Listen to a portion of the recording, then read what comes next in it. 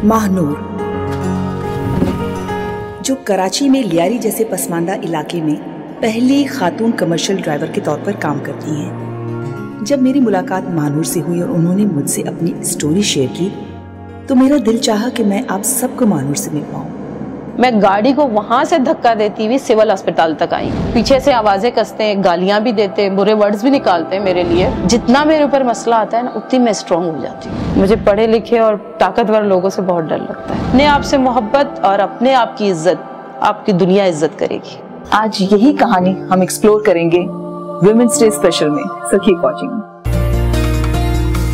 Believe in yourself. अस्सलाम वालेकुम मानूर। वालेकुम अस्सलाम। कैसी हैं आप? ठीक हैं? अल्हम्दुलिल्लाह। कैसी हैं? बिल्कुल ठीक मानूर, बहुत बहुत शुक्रिया कि आपने मेरे YouTube की जो फैमिली है उसके सामने आई और अपनी स्टोरी जो है वो शेयर करने के लिए हमें इजाजत दी। आपका शुक्रिया कि आप आई। सबसे पहले कहाँ से शुरू करें, मतलब कि एक मानूर यहाँ तक पहुंची कैसे? एक कमर्शियल ड्राइवर के तौर पे आप माशाल्लाह से काम कर रही हैं, तो ये सफर कैसे शुरू हुआ? मेरा बेटा जब जाता था स्कूल तो वहाँ पे सबको देखता था कि सब गाड़ी में चढ़ते उतरते हैं। तो मुझे एक दिन अचानक से उसने बोला हम अपनी गाड़ी में कब आएंगे। अच्छा कि मैं बहुत उस वक्त खस्ता हालत में थी, लेकिन फिर भी एक सोच आ गई, यानी कि जो ख्वाब मेरे बेटे ने देखा वो मैंने अपनी आंखों में ले लिया।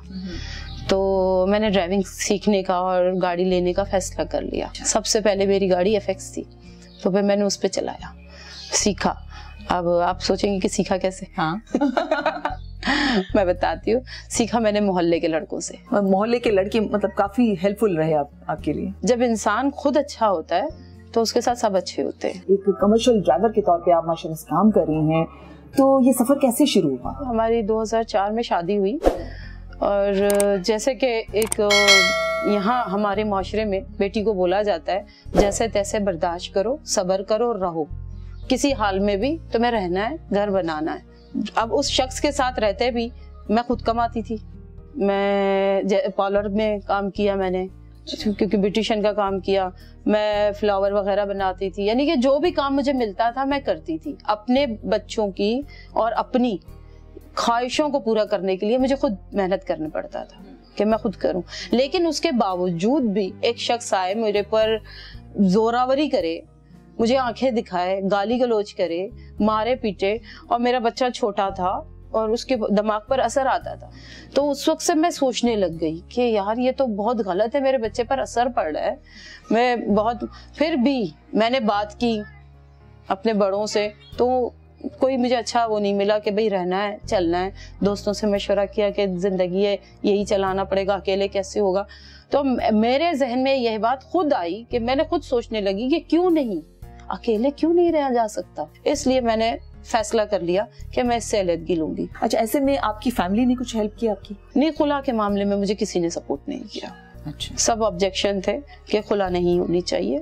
कैसे आपने पहली गाड़ी कैसे ली? मतलब मैंने कमेटी रखी, जो थोड़े बहुत पैसे मुझे कमेटी से मिले, फिर थोड़े बहुत जानने वालों से कर्जा लिया, सलाम दुआ वालों से, और उनका कर्जा भी मैंने, यानी कि जब मेरी गाड़ी आ गई, सेकेंड हैंड गाड़ी थी, और सेकेंड हैंड चीज आपको पता है परेशान करती है, लेकिन यह है कि मैं उस वक्त को भूल भी नहीं सकती। अगर वो वक्त नहीं था तो आज ये वक्त नहीं आता। एक दिन उस गाड़ी में, आप यकीन करेंगी अगर आप बिलीव करें, तारिक रोड अल्लाह वाली चौरंगी पर वो गाड़ी बंद हो गई मेरी, उसके तारों में आग लग गई।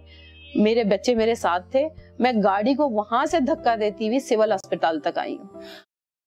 फिर उसी वक्त, यानी कि धक्का देकर लाने में मुझे टाइम लगा, 2 घंटे लगे। मैं बच्चे को गाड़ी में बैठाया और मैं धक्का पुश करती हुई फिर रुकती थी, फिर पुश करती हुई फिर रुकती थी। तो किसी ने हेल्प नहीं की? मतलब जब आप गाड़ी को धक्का दे रही थी तो? नहीं, किसी ने हेल्प नहीं की। अच्छा। किसी ने भी हेल्प नहीं की।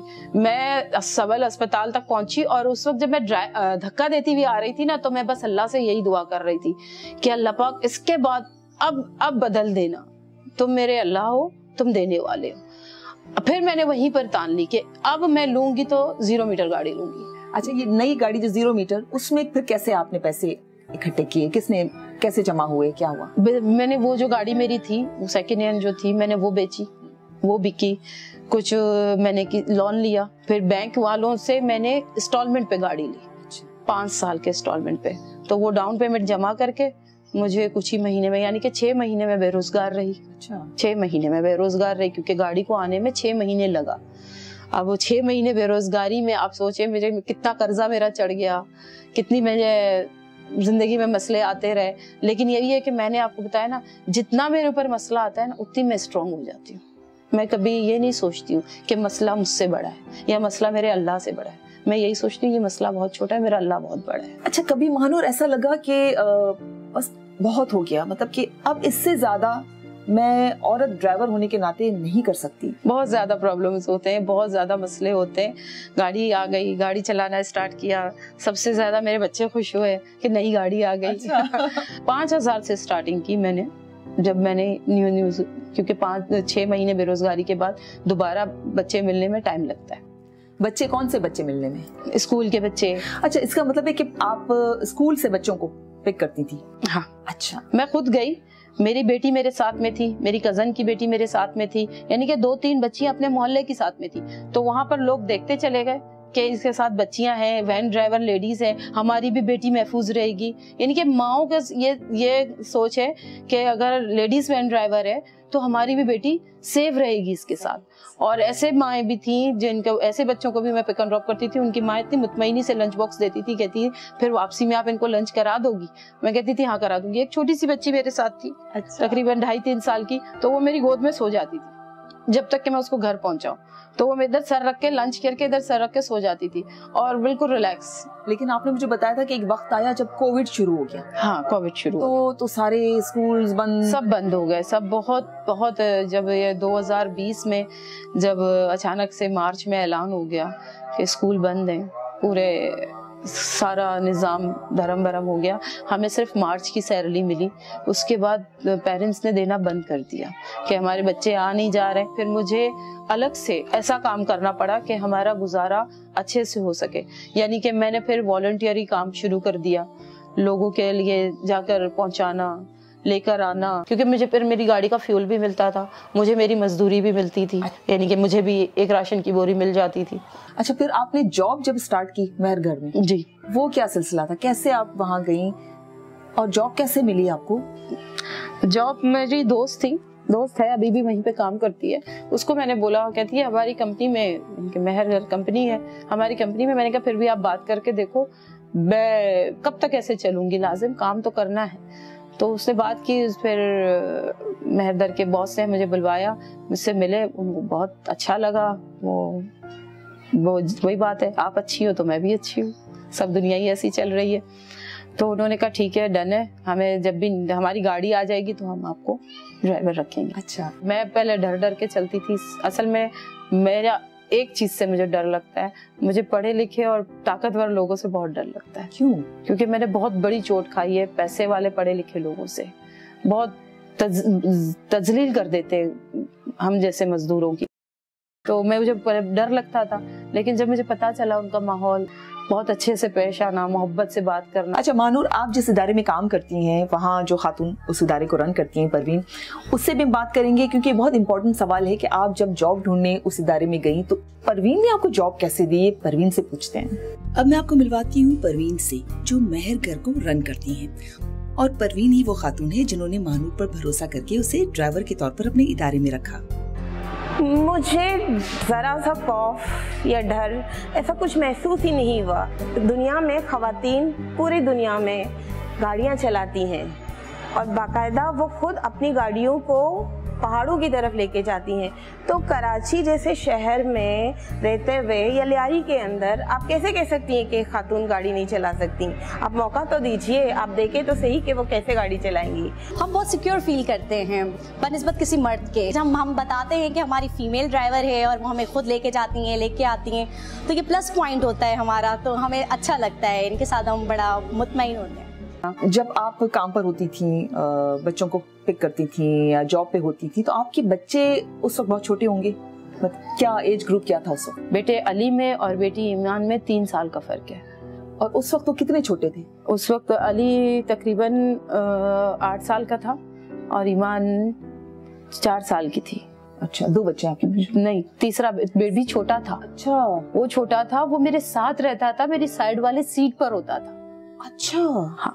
وہ میرے ساتھ روتا تھا. مطلب کہ آپ کا جو چھوٹا والا بیبی وہ آپ کے ساتھ بیٹھتا تھا جب آپ ڈرائیونگ کرتی تھی؟ میں سائڈ والی سیٹ پر رکھ کر جاتی تھی اور پھر آپ ڈرائیو کرتی؟ میں ڈرائیو کرتی تھی.